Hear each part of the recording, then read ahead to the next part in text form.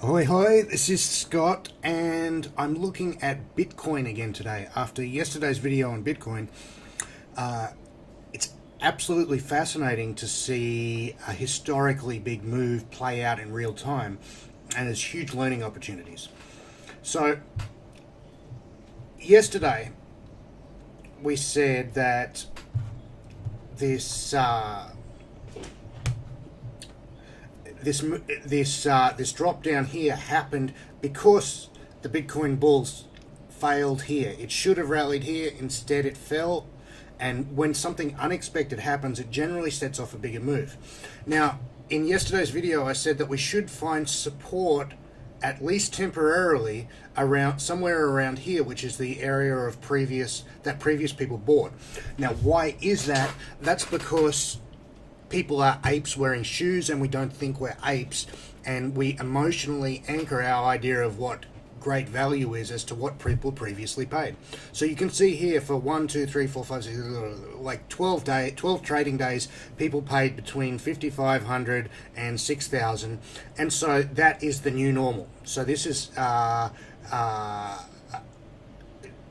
what people consider a good price for Bitcoin, and no surprise, got down to about here, and people have started to buy Bitcoin again.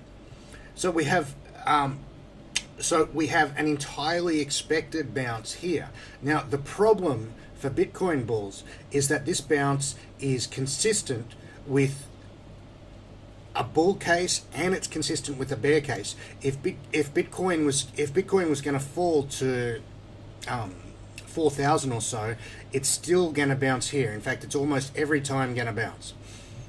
So what we have here is we have a couple of situations. The most obvious situation for a new leg up, if Bitcoin breaks this old high here, it's probably a 70% chance of going up a lot further. If Bitcoin doesn't break this old high, it's probably a 60% chance of falling at least to 4,500, probably more likely to around 4,000.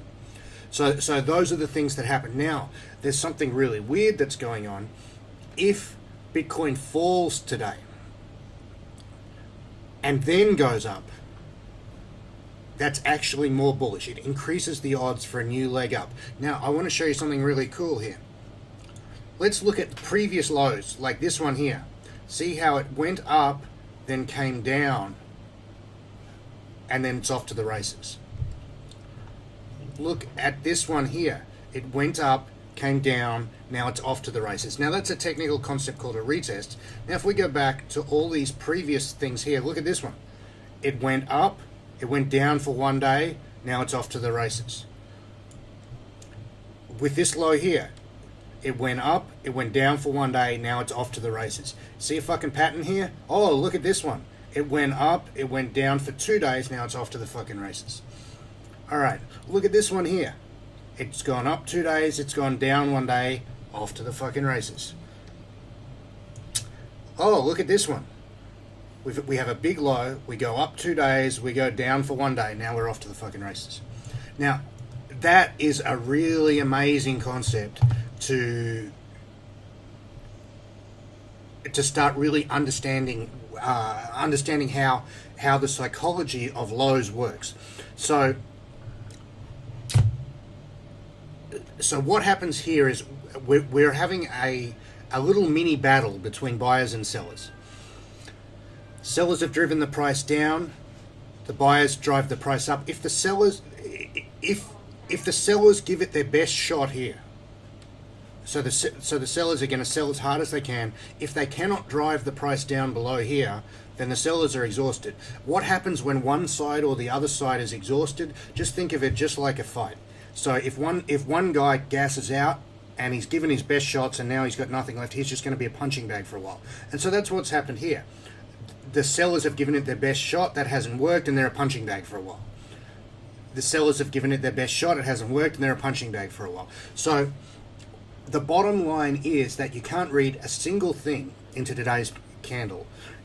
This candle is consistent with both a move up to 10,000 or 15,000, and it's consistent with a move down to 4,000. So what we ought to be doing is interpreting each new bar of information as it happens in real time objectively. All right, so let's see how it plays out again tomorrow. Bye.